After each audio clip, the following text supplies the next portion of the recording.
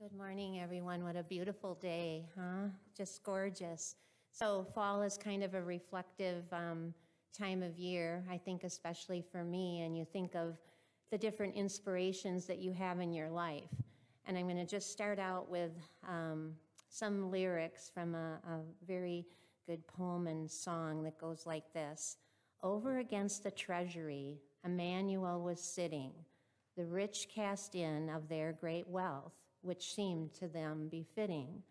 A widow came and gave 2 mites, which then was all her living. She did the most of all the hosts. How can I keep from giving? To love the Lord with all thy heart, and as myself my neighbor, I mean to strive with all my might, and to this end will labor.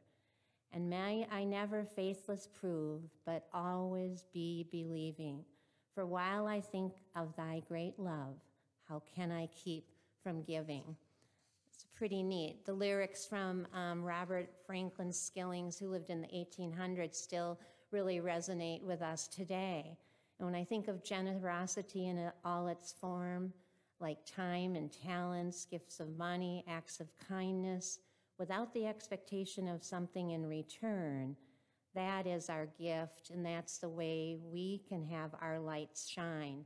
That shows God's love in us. When I think of generosity, I'm immediately reminded of my parents.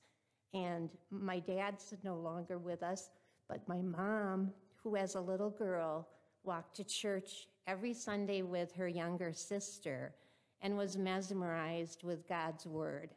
Parables like the little boy who gave his lunch to Jesus, who made loaves and fishes enough to feed the masses. The little boy trusted. He was generous. Stories like this stuck with my mom for her almost 94 years, and she continues to bless her friends, family, and church community with generosity.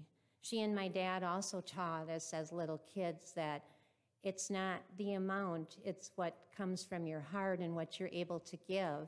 So when we were little, instead of giving our grandparents, big presents that our parents bought, we would have a quarter and go and get like a comb for my grandpa or a little bowl for my grandma, and they would go, "This is just the nicest present I've ever received."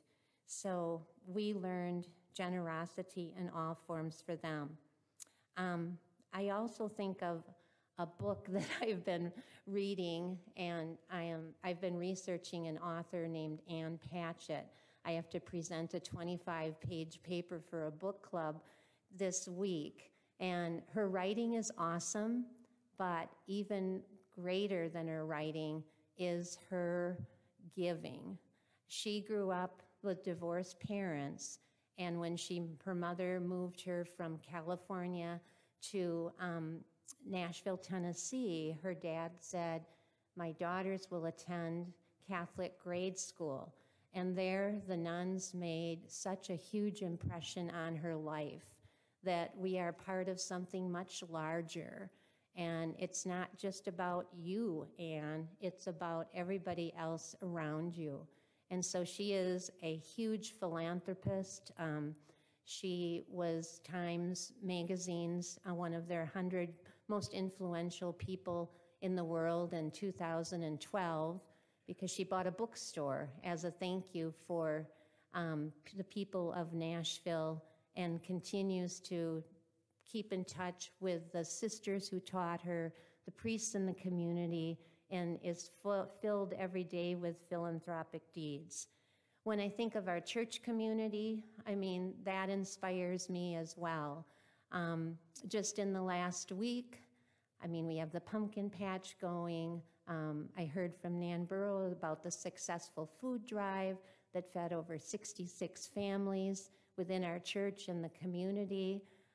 Jill Heinrichs was inspiring on the phone one night, talking to me about the community connection for reading with Horizon Schools.